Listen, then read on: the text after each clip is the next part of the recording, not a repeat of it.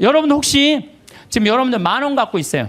10,000원 갖고 있으신 분들 내가 저 1,000원 좀 주실래요? 커피 한 잔 좀 뽑아 먹게? 그럼 여러분들 저한테 1,000원 줄 거야 안 줄 거예요? 주죠. 줘요. 아이 10,000원 중에 1,000원은 괜찮아요. 근데 만약에 여러분들이 1,000억을 갖고 있어. 1,000억을 갖고 있는데 내가 나 좀 돈 좀 쓰게 100억만 달라 그러면 여러분들 100억 줄 것 같아 안 줄 것 같아요? 아 이거 쉽지 않아요. 1,000원하고 100억하고는 달라요. 1,000원하고. 그래서 돈이 많은 사람들은요. 아마 지금 여기 있는 분들 준다 그래도 막상 1,000억 갖고 있는데 내가 100억 달라면 못 줘요.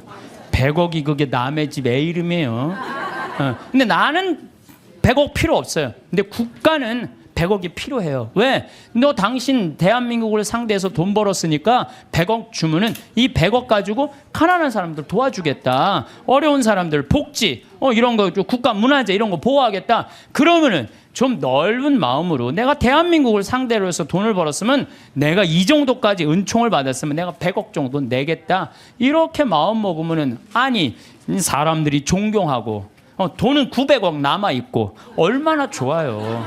근데 사람은요 이상해요. 900억은 생각하지 않고 그 100억이라는 엄청난 돈 이것도 아까운 거예요. 그러니까 벌진 아일랜드에다가 그냥 갔다가 우리나라 한 달에 한 300만 원 버는 사람들이 세금을 한 36만 원, 40만 원 정도 내요. 그냥 공식적으로 국가에. 근데 한 10억 버는 사람들은 1년에 한 3억 정도 내요. 물론 부자들이 많이 내요. 일반 평범한 우리 셀러리맨보다도 많이 내요. 근데 셀러리맨들은 떼어먹을 수가 없어요. 뭐 얼마를 떼어먹나요? 그걸 떼어먹어. 다 내요. 근데 이 돈 많은 사람들은요. 하여튼 우리가 이해할 수 없는 방법, 상상도 할 수 없는 방법으로 돈을 떼어먹어. 그러다 걸려갖고 감옥에 가는 거죠. 요즘 대한민국 교육을 보면은 저는 훌륭한 인격 쌓는 교육은 안 시키고 돈 쌓는 훈련만 시키는 것 같아요. 돈 버는 것만 가르치는 거예요. 돈 버는 법만 가르치고 돈을 제대로 의미 있게 쓰는 법을 안 가르치기 때문에 갑부가 돼도 단 한 푼도 나라를 위해서 어려운 이웃을 위해서 쓸 줄 모르는 분들 이런 분들을 뭐라고 그러냐면 졸부라고 그래. 졸부. 돈은 많은데 쓸 줄 모르는 사람들을 우리가 뭐라 그래? 졸부라. 졸부. 대부분은 안 그러시겠지만 금융가들, 재벌가들, 정치인들은 돈 쌓는 재미로 눈에 뵈는 게 없어요. 법도 그냥 눈에 안 보여. 그래갖고 정의라고는 찾아볼 길이 없고 정의로운 사회라는 인식 자체를 하지 않는 것 같아요. 여러분들 자녀들한테 뭐라고 그래요? 돈이란 몰라도 되고 크면 자연히 알게 되는 것이라든지 돈 일찍 아는 건 아이답지도 순수하지도 못한 것이라고 말하는 거 잘못된 거예요. 돈의 가치를 정확하게 알려줘야 돼요. 돈은 소중한 거다. 돈은 우리 인생 살아가는데 꼭 필요한 거다. 그런데 어떻게 벌어야 된다? 정직하게 벌어야 된다. 이걸 가르쳐줘야지 황금보기를 돌같이 알아라 뭐 이런 얘기만 해야 되니까 나중에 그냥 이상하게 돈을 버는 거예요. 예. 우리는 자식들한테 사람은 돈이 있어야 무시당하지 않아. 돈을 벌어야 해. 돈 없으면 무시당하고 돈 있으면 감옥에도 안 가. 이런 돈에 대한 부정적인 생각을 가르치면 안 된다는 거예요. 너희들 하느님이 돈 많이 벌게 해주는 거 축복받은 거야. 근데 이 축복받은 돈으로 어떻게 써야 돼? 가난한 이웃을 도와줘야 돼. 그래야지 애들이 돈에 대해서 긍정적으로 가지요.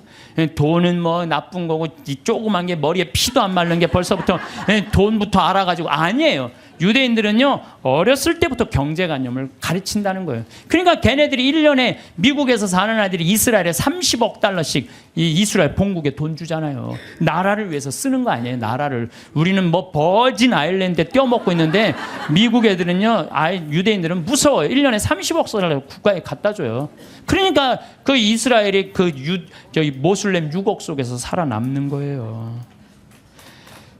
내가 강원도 사람이잖아요. 원주에 사시는 김영문이라는 분은 원주 근처 한 38개 복지시설에 이제까지 짜장면을 몇 개를 만들어줬냐면 72,000그릇을 만들어줬대. 이 사람이 부자냐? 운전기사인데 한 달에 120밖에 못 벌었대요.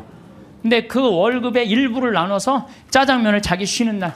그래갖고 막 짜장면을 만들기 위해서 막 살림살이를 하니까 부인이 저게 딴 살림 차렸나 그럴 정도로 오해할 정도로. 그러니까 친구가 정육 좀 하는 친구는 뭐라 그래요?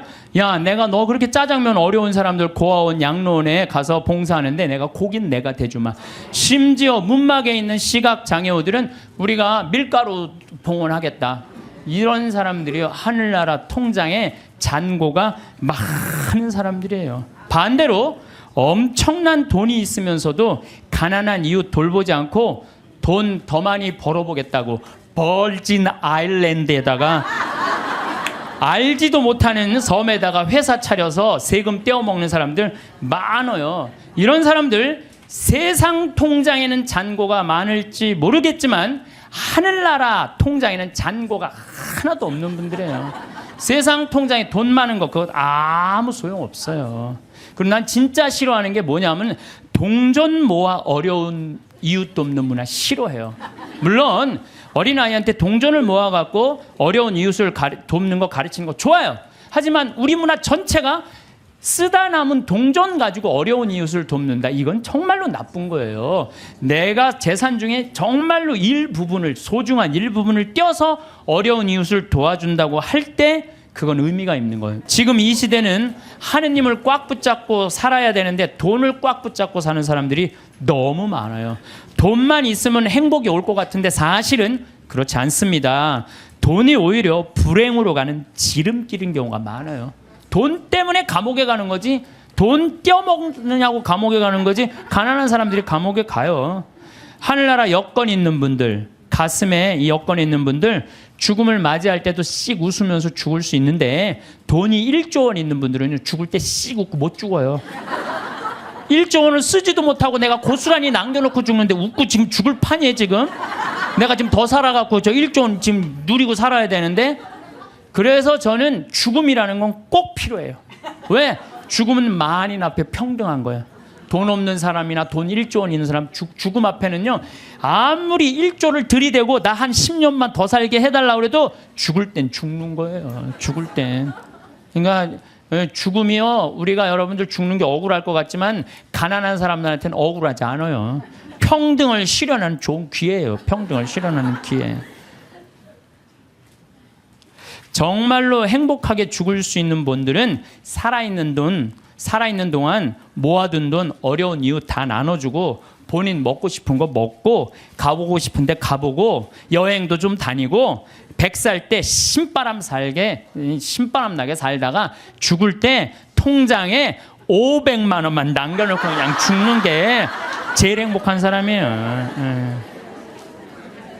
만약에 여러분들 모은 재산 써보지도 못하고 그대로 놔두고 죽잖아요. 그러면은요, 자식들이 네가 더 갔느냐 내가 더 갔느냐 서로 싸우면서 원수돼서 안 만나는 경우 많습니다. 제가 장례식장에 뭐 초상이 나왔고 방문을 해서 가잖아요. 그러면은요, 아니 본당 신부가 왔는데도요 상주들이 안 나와요. 그래서 내가 물어봐요. 왜 상주 어디 갔느냐? 저 뒤에서 지금 부주공 갖고 싸우고 있다고. 정말 답답한 일이죠. 답답한 일이에요. 우리 큰형님한테 들은 얘기인데, 제가 잘 아는 분이, 큰형님이 잘 아는 분이 평소에 아주 가난하고 검소했대요. 그래서 자식들이 부모한테 돈이 많이 있는지 몰랐대요. 근데 아버지가 돌아가셨는데 통장에 10억이 있더래요. 그 아버지가 가난하고 검소하고 통장에 10억 들어있는지 몰랐을 때는 형제들이 우애가 좋았대요. 근데 10억이 딱 통장에 들어오니까 큰아들이 딱 쥐고 안 나눠주더래요. 나눠준다 말만 하고 계속 안 나눠준 거야. 그러면서 이게 법정 싸움을 간 거예요. 그래갖고 다 원수가 돼갖고 서로. 그래갖고 이제 이 부동산 업자가 그 집을 정리하러 가봤는데, 그 돌아가신 아버지 집을 정리하러 갔는데 에어컨도 떼어가고 텔레비전도 떼어가고 냉장고도 다 갖고 갔대요. 근데 안 갖고 간 게 아버지 영정사진하고 가족 사전만 정말로 먼지에 뒹굴더래요. 아무 의미가 없는 거예요. 그래서 여러분들 재산 남겨놓고 돌아가시는 거요, 결코 똑똑한 일이 아니에요. 여러분들 재물이라는 거는요, 잘 쓰면 복이지만 잘못 쓰면 독이 되는 거예요. 잘 쓰면. 그래서 여기 계신 분들, 아유 신부님 그래도 돈벼락 한번 맞아 죽고 내가 돈벼락은 한번 맞아보고 죽고 싶은 분들, 이런 분들 있을 거예요. 그런데 우리나라 돈벼락 맞은 재벌들을 내가 조사를 전부 다 해봤어요. 돈벼락 맞은 재벌가들 조사를 해보니까 그 유산 상속으로 법정 싸움 안 하는 재벌이 없어. 다 법정 싸움. 다. 여러분들이 아는데 다 하고 있어. 다. 근데 유일하게 안 하는 데가 LG만 안 한대. LG만. 나는 LG 사원이 아니에요. 그런데 LG 사원이 아닌데 그 보도에 보니까 부모님이 아주 가장 중요한 건 형제 우애다. 그래갖고 서로 그 구씨 집안들이 아주 잘하는 가장 대표적인 예라고 그러더라고요. 예. 여러분들 자식을요 아무리 돈이 많아도요 우애를 안 가르치고 돈만 먼저 가르치잖아요. 다 원수돼요. 그 무슨 소용이 있어요. 아무리 돈이 많으면 뭐해요. 사실 우리가 신부님 돈벼락 한번 맞아 봤으면 죽어도 여한이 없다고 그런 분들 있죠. 근데 사실 돈이 행복으로 연결된대요. 돈이 있으면 행복하대요. 돈 있으면 행복하지 않겠어요?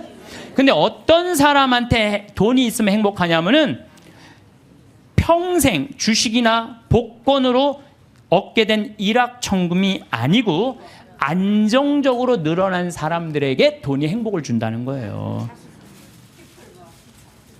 잘 버는 것도 중요하지만 쓸 줄 모르면 진정한 부자가 아니에요. 여기 계신 분들 정말로 돈벼락 한번 맞아보고 싶죠. 실제로 로또에 당첨된 분들 통계를 보면은 로또 당첨되고 나면은 행복할 것 같으냐? 완전히 행복이 찾아오느냐? 아니래요. 일단 로또에 당첨되면은 일이 술술 풀릴 것 같지만 갑자기 돈이 20억이 생기면요 주위에서 가만히 안 놔둔대. 사촌에 8촌 알지도 못하는 사람이 친척이라고 와갖고 돈 꿔달라 그러고 이 사람이 사업 제안하고 저 사람이 사업 제안하고 그리고 여기에 홀깃하고 저기에 홀깃해하고 다 날리고 나중에는 인터넷에 보세요. 아주 내가 이거 누구 이름 거명하기가 그래서 그런데 결국은 부부끼리도 헤어지고요. 애인끼리도 그냥 등 돌리고요. 돈이요 사람과 사람을 이어주는 게 아니라 사람과 사람을 끊어주는 게 돈이에요. 영국에 28억 당첨된 사람이 있었어요.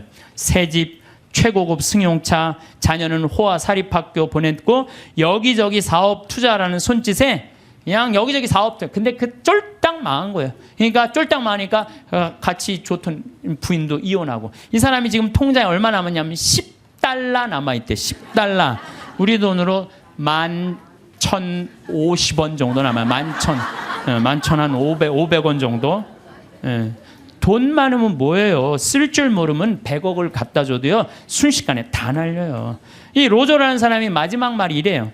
복권 당첨을 되돌아보면 독이 든 성배와 같다. 독이 든. 예. 그래서 부부는 로또 당첨되면 부부끼리 이혼하고. 그러니까 돈이 정직하게 버는 사람들은요 함부로 안 써요. 얼마나 소중하게 버는 건데 이걸 함부로 써요. 정말로 고민하고 쓰죠. 근데 순식간에 돈이 생긴 사람은요 헛헛해요.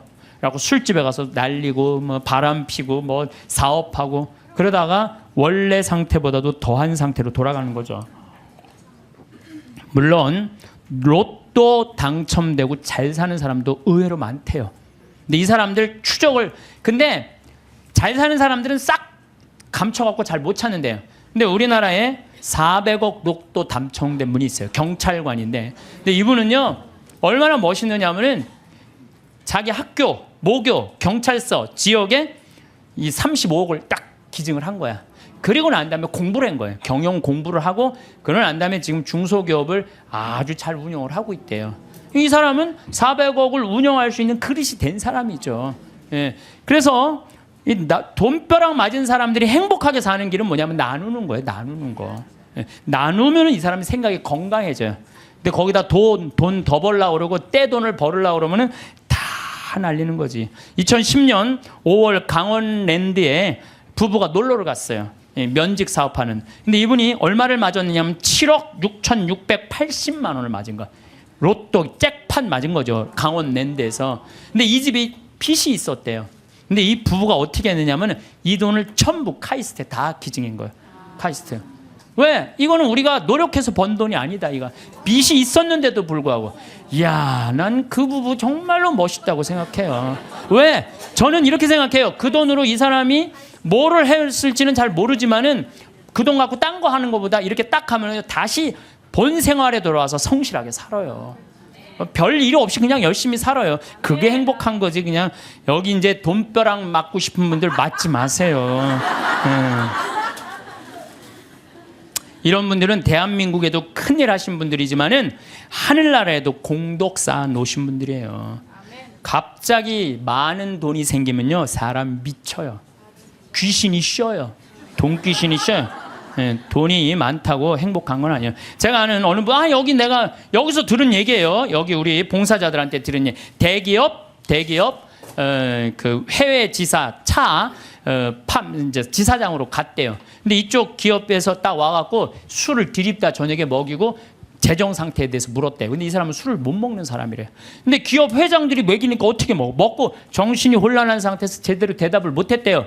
본국으로 돌아가자마자 바로 저기 해고를 당했대요. 해고를 당하고 저기 무슨 서해안 쪽에 횟집에 처형이 이제 그 하는 횟집에 이걸 날 서빙을 하고 있는 거야. 그 기가 막힌 해외 지사장이. 다른 사람들이 당신 그렇게 인맥도 넓고 능력도 있으니까 우리 회사 내가 스카우트 하겠다고. 그랬더니 이분이 하는 말이 내가 왜 이 좋은 자리를 관두느냐고. 서비스 생각 하나도 안 해도 되고 남 속이 안 와도 되고 이것만 날로 난 너무너무 행복하다. 난 지금 행복하다. 근데 이런 분들을 제가 많이 봐요. 막 큰 사업할 때보다 다 정리하고 욕심을 다 끊고 사니까 너무 행복하다는 분들 저는 정말로 많이 봅니다. 지금 제 강의를 듣는 분들 가운데서도 지금 쥐고 놓지 못하는 분들 많을 거야 지금. 지금 이거를 팔을까 말까 이거를 유지할까 말까 이런 분들 무지하게 많을 거예요. 놔보세요. 놔보면요 굉장히 편안해요. 그거 대도 안 되는 공장 운영하면서 매달 그냥 뭐 월급 마친다고 여기다 돈 끌고 저기다 평화로운 날이 하루도 없는 거야. 평화로운 날이. 싹 정리해보세요. 얼마나 마음이 편안한가. 뭘 그렇게 쥐려고 그러세요. 쥔다고 재물은 져지는 게 아니에요. 진다고 져지는 게 아닙니다. 재물은. 미국의 할리우드가 가장 성공한 사람들이 모여 사는데 거기가 우울증이 가장 많습니다. 구약 성서에 샘족은 9년 동안을 일하고 1년은 반드시 쉰대. 아무것도 안 하고. 그래서 저는 여기 계신 분들 남편이 뭐 한 20년 동안 하다가 구조조정 당해갖고 했어. 당신 빨리 나가서 돈 벌어. 이거 죽음으로 내보는 거예요. 당신 20년 동안 열심히 일했으니까 한 2년은 여행도 다니고 먹고 싶은 것도 먹고 하고 싶은 것도 하고 어디에 좀 피정도 하고 어디 학교도 좀 다니고 이러면서 재충전을 하는 사람들은 실패하지 않아요. 그런데 구조조정 당하자마자 뭘 해야 된다고 생각하고 가게 차리고 사업하는 사람들 거의 다 쫄딱 망해요. 통계적으로 한 95%가 망한대요. 그러니까 서두른다고 되는 일이 아니에요. 조금 여유 있게 살아가면요 덜 쓰면 되지. 뭘 그렇게 많이 쓰려고 그래요. 집에서 14장 3절에 보면 인색한 자에게 재물이 무슨 소용이 있으며 수존노가 돈을 가지고 무엇하랴. 여러분 인색한 사람한테 돈이 있으면 뭐예요? 수존노한테 돈이 있으면 안 쓰면 그 돈은 죽은 돈이에요. 돈은 나눠서 가질 게 없는 식구들이 훨씬 서로 아끼고 사랑할 수 있어요. 돈보다는 형제간의 우애를 더 중요시해서 이렇게 키우는 집안은 하느님 꽉 붙잡고 사는 집안이에요. 돈은요 남한테 빌리러 다니지만 않을 만큼만 있으면 돼요. 또 넉넉하게 있다 하더라도 자식들이나 부모 형제들끼리 돈 하면서 사는 게 아니고 하느님 나라 영광 위해서 또 하느님을 위해서 쓰면 돼요. 돈 없으면 안 쓰면 돼. 안 쓰면. 저는 아울렛이 뭔지를 몰랐어요. 아울렛이 뭔지를 몰랐는데 내가 이제 강원도 평창 이제 강의 들어왔다 나갔다 하는 동안 뭐 여주 쪽에 엄청나게 큰 아울렛이 있더라고요. 그러고 가다가 저 양복 강의할 때 양복 없으면 양복 한번 사러 가자. 양복 딱 들어갔는데 웃돌이 하나를 골랐는데 200만 원 하나에. 그래갖고 내가 딱 접어두고 가자. 그래갖고 문정동 아울렛에 가갖고 50만 원을 가지고 이게 거기서 산 거예요. 양복 두 벌. 내가 평화방송에서 찍는 게 거기서 산 거예요. 양복 두 벌에 바지 4개.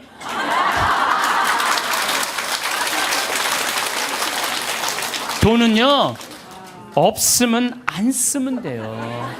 안 쓰면 돼요. 없는데 쓰려고 그러니까 고통스러운 거예요. 집에서 18장 33절에 내 지갑 속에 아무것도 없으면서 꾼 돈으로 잔치를 벌이다 거지가 되지 마라.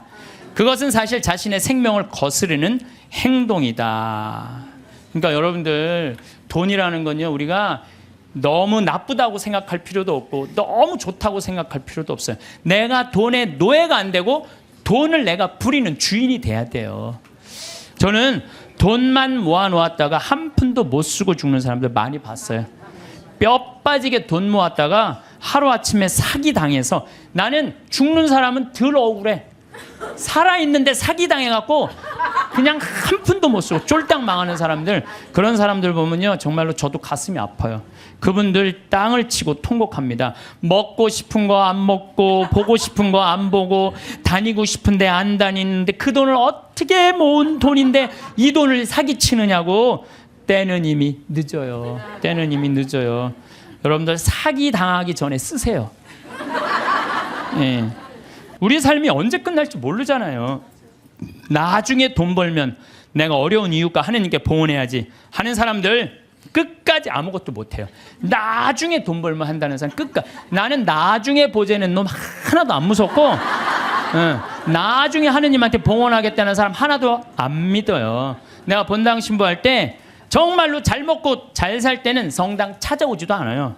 근데 그냥 쫄딱 망하면 어디 하소연할 때도 없고 나한테 와서 그냥 하는 얘기가, 신부님 내가 이렇게 망할 줄 알았으면 성당에 신축금이라도 많이 해야 하는데 쫄딱 망하고 와갖고 그냥, 돈 있을 땐 눈에 뵈는 게 없는지 세상 무서울 것 없는 것처럼 거만하게 행동하다가 쫄딱 망하면 성당에서 나한테 그리고 이제 하소연하면서 더 화가 나는 게 돈 좀 꿔달라는 거. 돈 좀. 내가 돈이 어딨어요. 그리고 저는요 신념이 뭐냐면 그 달에 번 건 그 달에 다 쓰자, 이게 내 신념이에요. 그러니까 나는 누가 와서 사기치려고 그래도 사기당할 돈이 없어요. 그 달에 번 건 그 달에 다 쓰는데 사기당할 돈이 어디 있어요. 여러분들, 나중에 돈 벌면은 어려운 사람 돕겠다는 사람, 이 생각하는 사람 아예 머릿속에서 지우세요. 여러분, 2006년에요 미국은요 기부금이 얼마가 나왔느냐 하면 3,000억 달러가 나왔어요. 2006년에. 근데 우리나라 2006년 총 수출액이 얼마인 줄 알아요? 3,255억 달러예요. 우리나라 전체 수출액하고 미국 사람들 기부액하고 똑같아요. 미국 사람들은요 저금 통장 모아갖고 이 동전 가지고 3,000억 달러 절대 못 모아요. 모으면요 빌 게이츠, 워런 베핏 이런 사람들은요 300억 달러, 600억 달러 탁탁 기증하는 거예요. 그러니까 자기 재산 다 기증하는 거예요. 그리고 자기 자식들한테는 1,000만 달러 정도 남겨두는 거예요. 우리 지금 대한민국 사회 재벌가들이 뭐 1조 원 넘는 사람들이 28명이나 된대요. 그런 사람들이 1조 딱 내봐요. 정말로 이게 나라가 달라져. 질이 달라져, 질이. 근데 그냥 그 1조 그 중에 1, 2천억 그냥 내기 싫어갖고 그냥 벌진 아일랜드에다가 대고 그냥, 아유.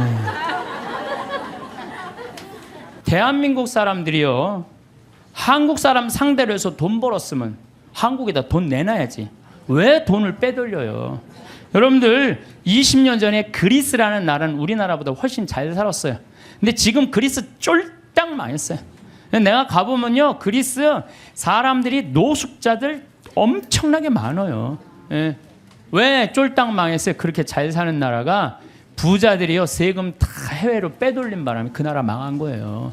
나라가 없으면은요 돈이 아무리 많아도 소용없어요. 나라가 없으면 국민들이 돈이 없는데 그 사람 돈 벌 수 있겠어요? 나라가 잘 살아야지 부자들도 잘 사는 거예요. 세금을 내야지. 왜 떼먹어요? 왜 떼먹어? 나는 요즘 뭐 버진 아일랜드 여기다가 조세 피난처 만들어 놓고 세금 떼어먹는 사람들 이렇게 보면은 왜 루카복음 12장 16절부터 21절까지가 생각나는지 몰라. 이게 무슨 얘기 나오냐면 부자가 소출이 너무 많았어. 그랬더니 고민해요. 이 많은 소출을 어떻게 할까?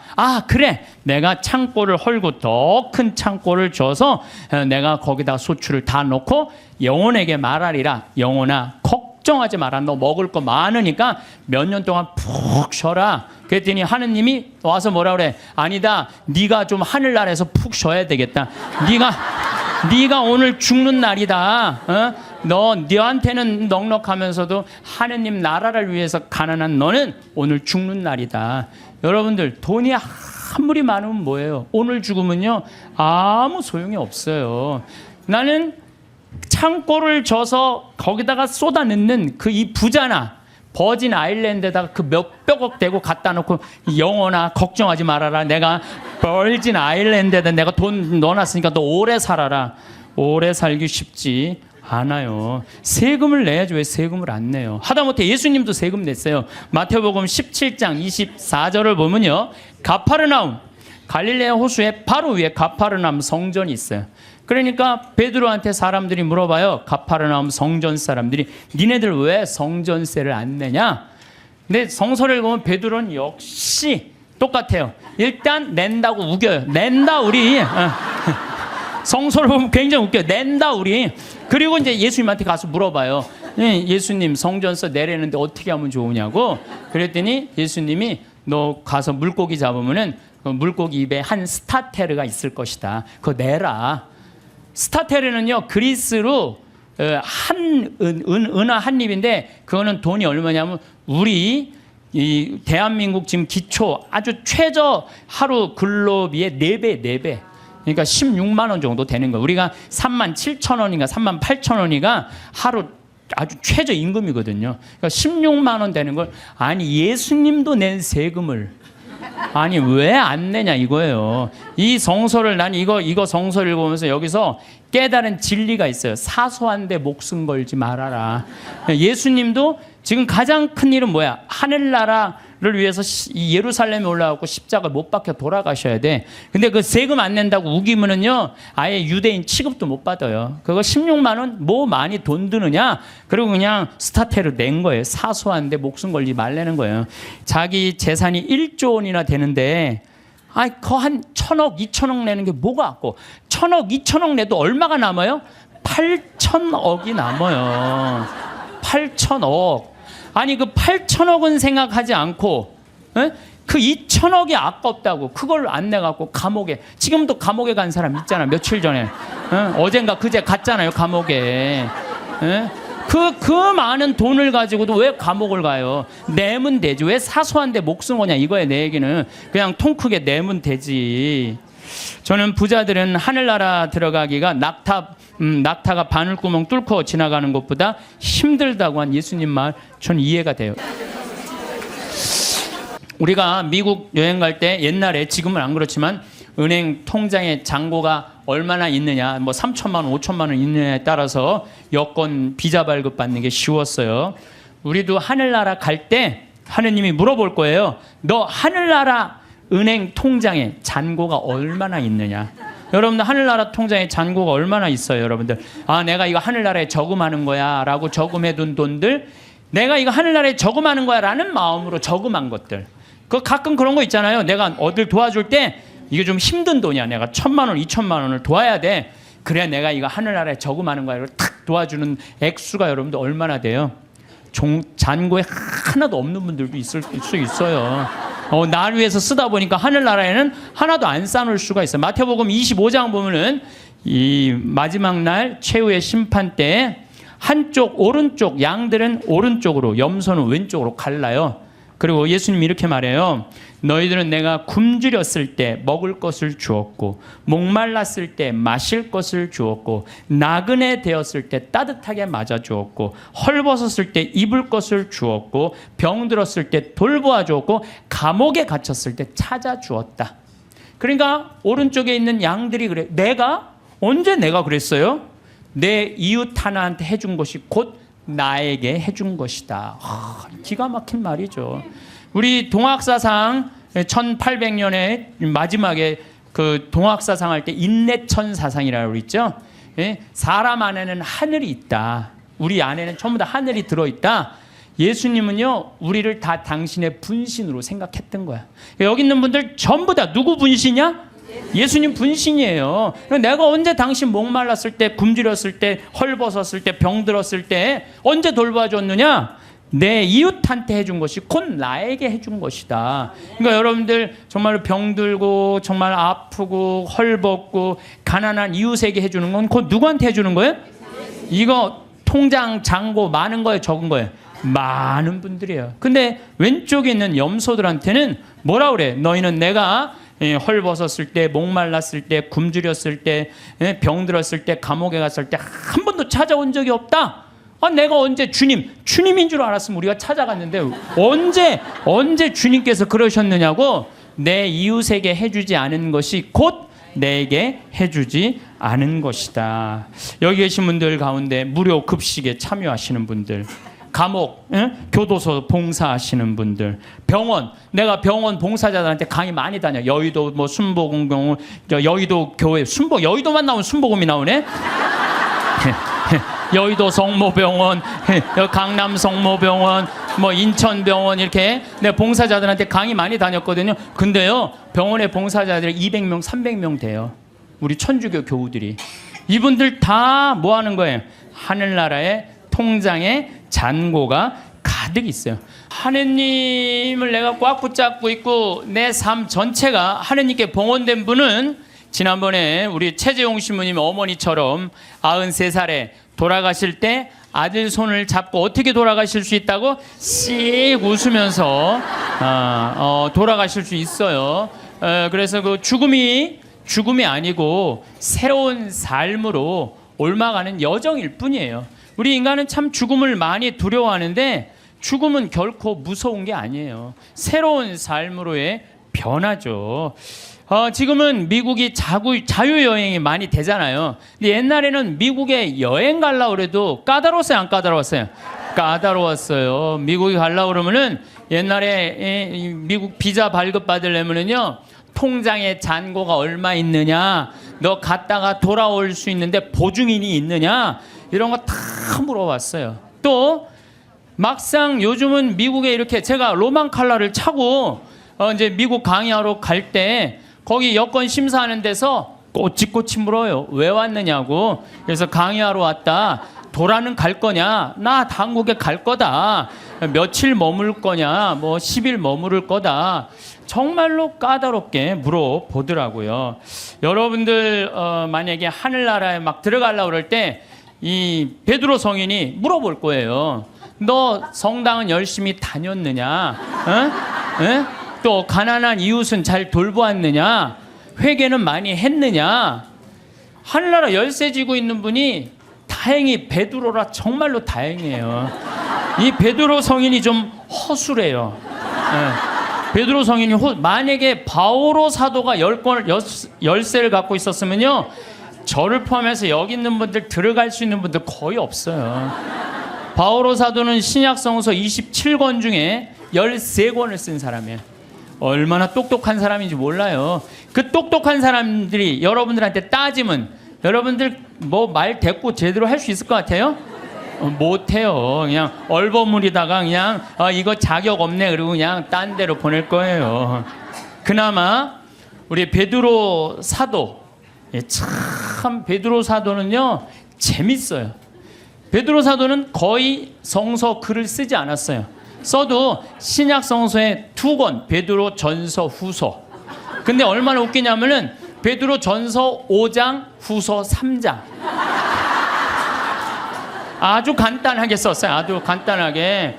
뭐 베드로 성인이 쓴 건지 아니면 제자들이 쓴 건지 몰라도 그것도 베드로 전서를 읽어보면 너무 재밌어요. 어떻게 재밌느냐면은 예수님이 베드로 사도한테 너는 반석이다. 내가 내 위에 내 교회를 세우겠다 그랬죠?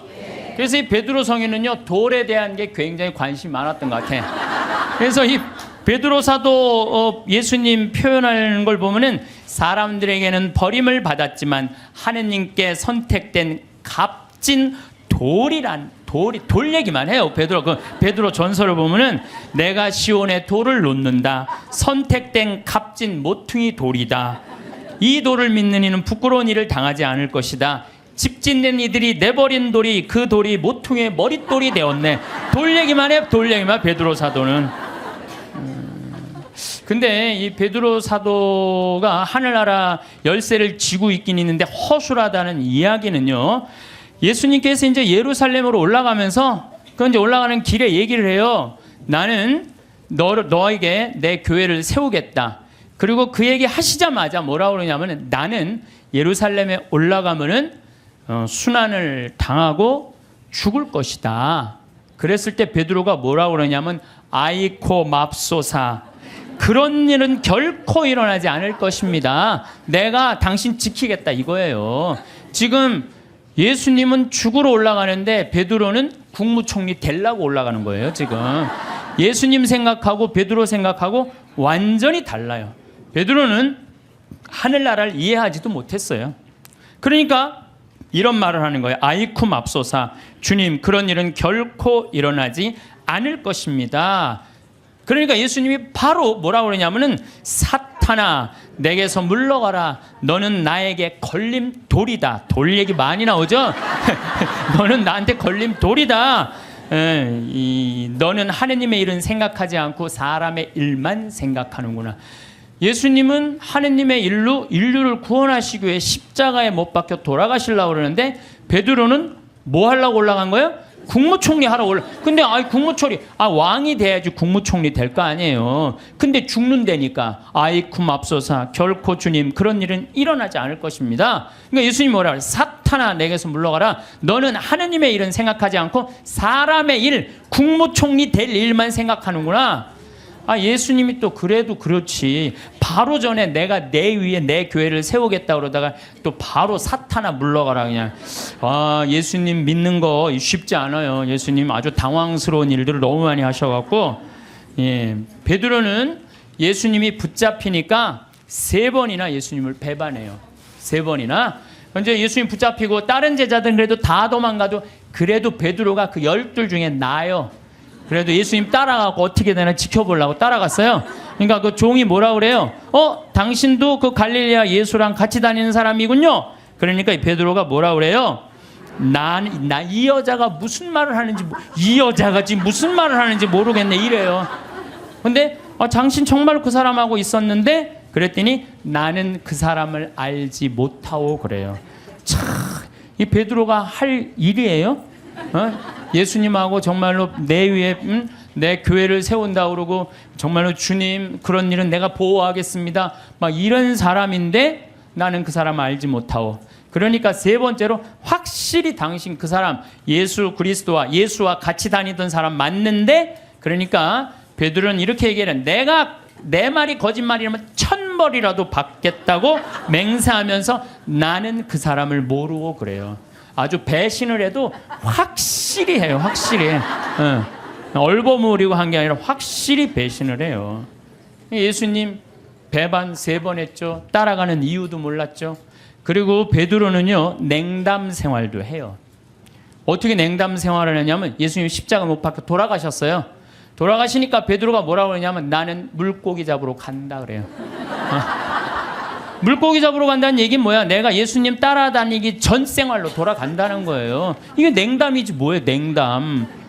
지금 수제자라는 사람이 그래갖고 가서 물고기 잡아요. 그때 예수님이 나타나잖아요. 많이 잡았느냐. 그러니까 그 기간 동안 냉담한 거, 냉담. 그러니까 짧게 냉담까지 한 사람이, 냉담까지. 그런 사람이 하늘나라 여권 심사한다고 이렇게 서 있는 거예요. 자, 여러분들 가갖고 따질만해, 안 따질만해요? 따질만해요.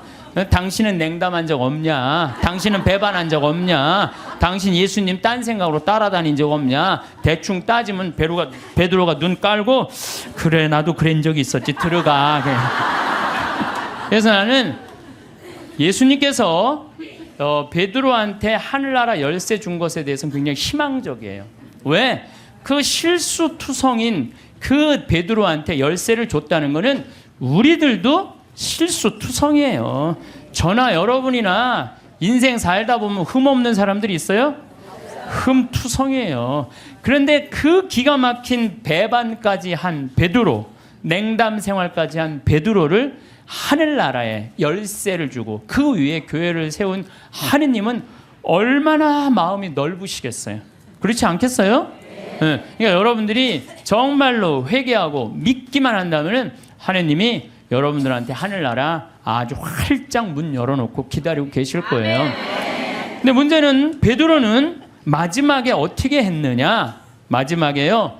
바티칸 지금 그 베드로 성전이 언덕이거든요. 거기에 십자가에 제대로도 아니고 거꾸로 못 박혀서 죽었어요. 내가 어떻게 감히 스승님하고 똑같이 똑바로 매달려 죽느냐라는 그럴 자격 없다. 거꾸로 얼마나 고통스럽게 해서 피가 거꾸로 몰리는 건데, 그러니까 마지막에 정말로 하느님 증언을 확실하게 하고 갔죠. 베드로만 그런 게 아니야. 다 두고 도망간 제자들, 그러니까 12사도가 요한 사도만 빼놓고 다 목숨 순교를 하고 죽어요.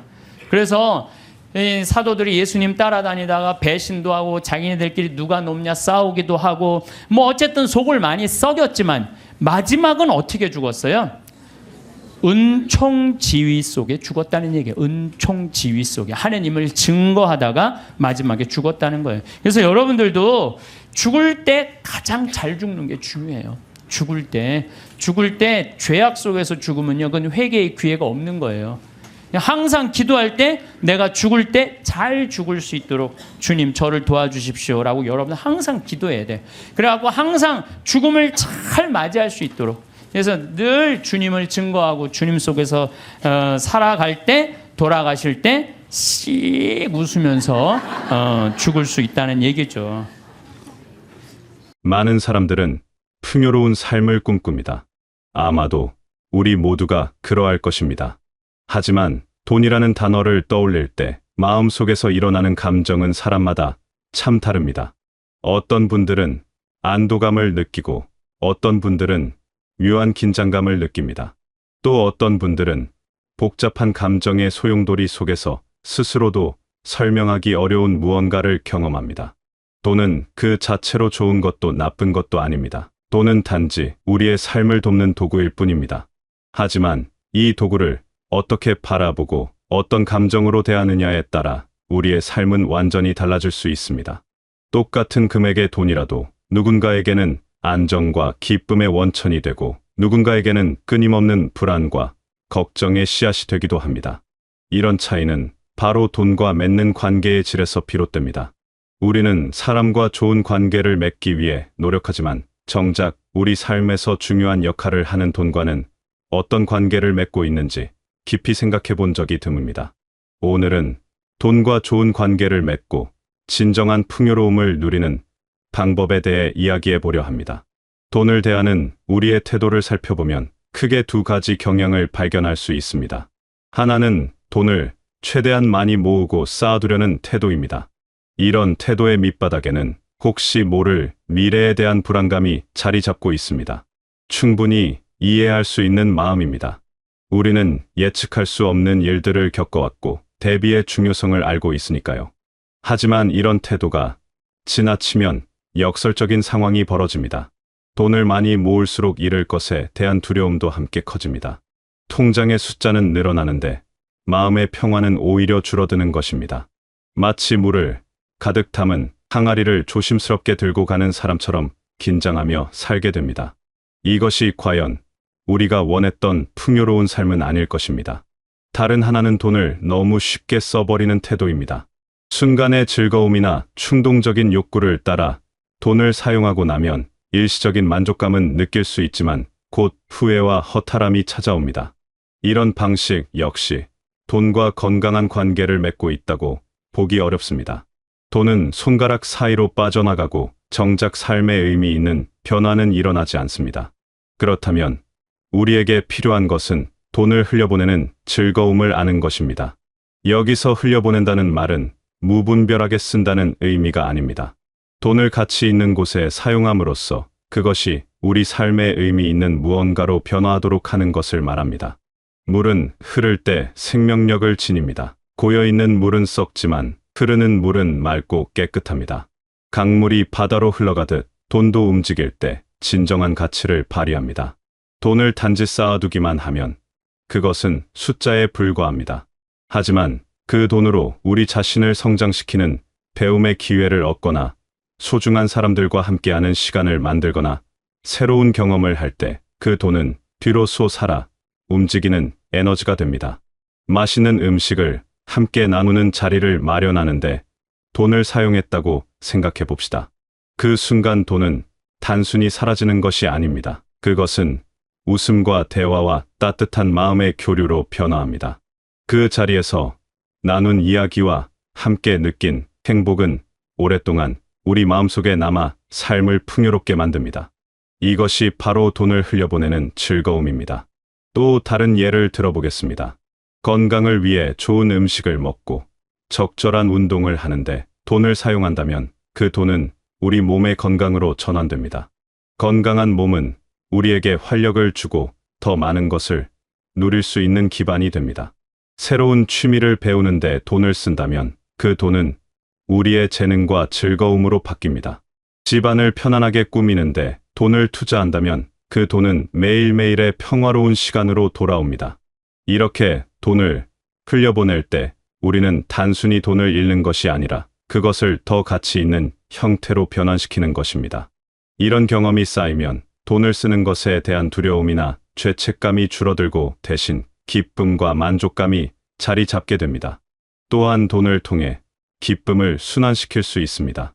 돈과 좋은 관계를 맺는다는 것은 돈을 긍정적인 감정과 연결하는 것입니다.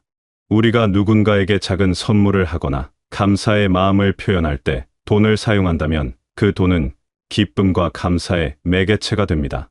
이렇게 돈을 쓸 때 우리는 단지 물질을 교환하는 것이 아니라 마음을 나누는 것입니다. 받는 사람은 물론이고 주는 사람의 마음에도 따뜻한 온기가 퍼집니다. 이런 방식으로 돈을 사용하면 돈에 대한 우리의 감정도 점차 변화합니다. 돈이 불안의 대상이 아니라 기쁨을 전하는 수단이 되는 것입니다. 더 나아가 돈을 통해 순환되는 긍정적인 에너지는 결국 우리에게 돌아옵니다. 이것은 신비로운 이야기가 아니라 삶의 자연스러운 원리입니다. 우리가 세상을 향해 선한 마음을 내보낼 때 세상도 우리를 향해 문을 엽니다. 돈을 긍정적인 방식으로 사용하는 사람 주변에는 자연스럽게 좋은 기회와 인연이 모여듭니다. 가족을 위해 정성껏 준비한 식사 자리에서 모두가 함께 웃고 즐거워하는 모습을 봅니다. 그 순간 사용한 돈은 결코 아깝지 않습니다. 오히려 그보다 훨씬 더 큰 가치를 만들어냈다고 느끼게 됩니다. 어려운 이웃을 도울 때 쓴 돈 역시 우리 마음에 깊은 보람과 따뜻함을 남깁니다.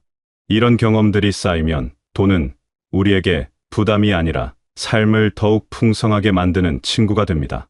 돈과 좋은 관계를 맺기 위해 꼭 기억해야 할 것이 있습니다. 돈을 목적이 아닌 수단으로 대하는 것입니다. 이 둘의 차이는 매우 큽니다. 돈을 버는 것 자체가 삶의 목적이 되면 우리는 쉽게 지칩니다. 아무리 많은 돈을 벌어도 만족하기 어렵습니다. 돈의 액수에는 끝이 없기 때문입니다. 항상 더 많이 벌어야 한다는 압박감 속에서 살게 되고 현재의 행복을 누리지 못합니다. 이런 상태에서는 통장의 숫자가 아무리 커져도 마음은 가난합니다. 하지만 돈을 수단으로 바라보면 상황이 완전히 달라집니다. 내가 원하는 삶은 무엇인가를 먼저 생각해 봅니다. 나의 행복은 어디에 있는가를 찾아봅니다. 가족의 편안함을 위해 무엇이 필요한가를 살펴봅니다.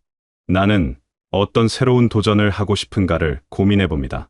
이런 것들을 먼저 정하고 그것을 이루기 위한 수단으로 돈을 바라볼 때 우리는 돈을 훨씬 더 현명하고 기분 좋게 사용할 수 있습니다. 건강을 유지하는 것이 중요하다고 생각한다면 좋은 음식을 먹고 적절한 운동을 하는데 돈을 사용하는 것이 가치 있습니다. 새로운 것을 배우고 싶다면 그것을 위해 돈을 쓰는 것이 의미 있습니다. 마음의 평화가 필요하다면 편안한 환경을 만드는데 돈을 투자하는 것이 현명합니다. 소중한 사람들과 좋은 시간을 보내고 싶다면 그들과 함께할 수 있는 기회를 만드는데 돈을 쓰는 것이 바람직합니다. 이렇게 명확한 목적을 가지고 돈을 사용하면 돈을 쓴 후에도 후회가 아니라 만족감이 남습니다. 돈이 나의 삶을 실제로 더 나은 방향으로 움직이게 했다는 것을 느끼기 때문입니다. 이런 경험이 쌓이면 돈에 대한 우리의 태도는 더욱 건강해지고 돈과의 관계도 좋아집니다. 반대로 목적 없이 돈을 쓰거나 남들이 좋다고 하니까 따라서 쓰거나 충동적으로 쓰면 나중에 허전함이 남습니다. 정작 내게 필요한 것에는 돈을 쓰지 못하고 불필요한 것에 돈을 쓴 것 같은 느낌이 듭니다. 이런 경험이 반복되면 돈을 쓸 때마다 불안하고 돈과의 관계도 나빠집니다. 돈과 좋은 관계를 맺기 위해서는 돈에 대한 감사의 마음도 중요합니다. 우리는 종종 가지지 못한 것에 대해서는 많이 생각하지만 이미 가지고 있는 것에 대해서는 당연하게 여깁니다. 돈도 마찬가지입니다. 지금 여러분의 지갑 안에 있는 돈은 단순히 그냥 생긴 것이 아닙니다. 그것은 여러분이 무언가를 해내고 누군가에게 가치를 제공한 결과입니다. 여러분의 노력과 시간과 재능이 돈이라는 형태로 돌아온 것입니다. 이것은 감사할 일입니다. 또한 그 돈은 우리에게 선택의 자유를 줍니다. 원하는 것을 살 수 있고 필요한 것을 얻을 수 있고 하고 싶은 것을 할 수 있게 해줍니다. 이런 자유는 결코 작은 것이 아닙니다. 돈이 있기에 우리는 많은 가능성을 현실로 만들 수 있습니다. 돈에 감사하는 마음을 가지면 돈을 대하는 태도가 달라집니다. 돈을 함부로 쓰지 않게 되고 동시에 돈을 지나치게 움켜쥐지도 않게 됩니다. 감사하는 마음은 자연스럽게 돈을 소중히 여기면서도 적절하게 사용하는 균형 잡힌 태도로 이어집니다. 아침에 눈을 뜨고 오늘 하루를 살아갈 수 있는 것에 감사하듯이 우리 삶을 지탱해주는 돈에도 감사할 수 있습니다. 이런 마음가짐은 돈을 바라보는 우리의 시선을 근본적으로 바꿔놓습니다. 돈이 스트레스의 원인에서 감사의 대상으로 변화하는 것입니다. 풍요로운 삶은 단순히 많은 돈을 가지는 것과는 다릅니다. 진정한 풍요로움은 돈을 통해 우리가 얼마나 의미 있는 경험을 하고 얼마나 행복한 순간을 만들어내느냐에 달려 있습니다. 통장에 큰 금액이 있어도 그것을 사용할 줄 모르거나 사용하는 것을 두려워한다면 그 돈은 우리에게 풍요로움을 주지 못합니다. 반대로 많은 금액은 아니더라도 그것을 가치 있게 사용할 줄 안다면 우리는 충분히 풍요로운 삶을 누릴 수 있습니다. 돈과 좋은 관계를 맺는다는 것은 결국 돈을 우리 삶의 주인으로 만드는 것이 아니라 우리 삶을 더 좋게 만드는 협력자로 여기는 것입니다. 돈을 불안의 근원이 아니라 삶을 돕는 고마운 도구로 그리고 좋은 친구처럼 대할 때 우리는 돈을 훨씬 더 잘 활용할 수 있게 됩니다. 이런 태도의 변화는 하루아침에 일어나지 않습니다. 오랜 습관과 생각의 패턴을 바꾸는 것은 시간이 필요한 일입니다. 하지만 조금씩 의식적으로 노력한다면 반드시 변화는 찾아옵니다.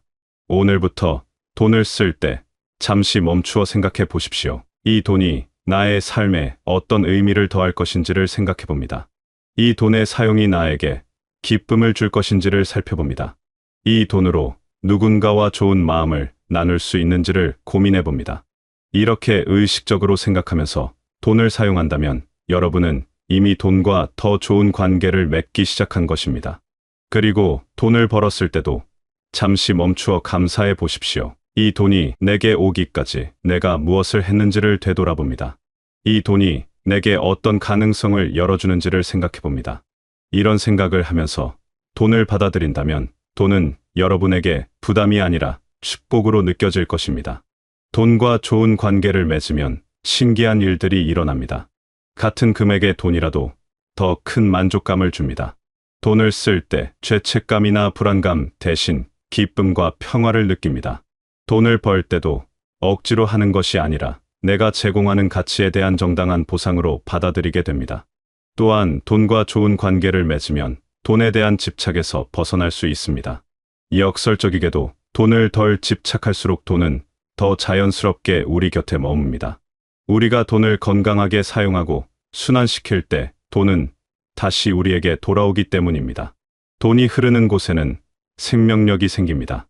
돈을 막아두고 움켜쥐면 에너지가 정체되지만 돈을 적절히 사용하고 순환시키면 새로운 기회와 가능성이 열립니다. 이것은 자연의 이치와도 같습니다. 강물이 흘러야 생명이 자라나듯이 돈도 흘러야 풍요로움이 생겨납니다. 여러분의 삶에서 돈이 두려움의 대상이 아니라 감사의 대상이 되기를 바랍니다. 돈이 여러분을 지배하는 것이 아니라 여러분이 돈을 지혜롭게 다루는 주인이 되기를 바랍니다. 돈을 통해 여러분이 원하는 삶을 만들어가고 여러분이 사랑하는 사람들과 기쁨을 나누며 여러분 자신의 성장과 행복을 위해 의미 있게 사용하기를 바랍니다. 풍요로움은 멀리 있지 않습니다. 그것은 바로 지금 여러분의 손안에 있는 돈을 어떻게 바라보고 어떻게 사용하느냐에 달려 있습니다. 돈과 좋은 관계를 맺으면서 매일매일 작은 기쁨을 누리고 의미 있는 경험을 쌓아가며 진정으로 풍요로운 삶을 살아가시길 바라겠습니다.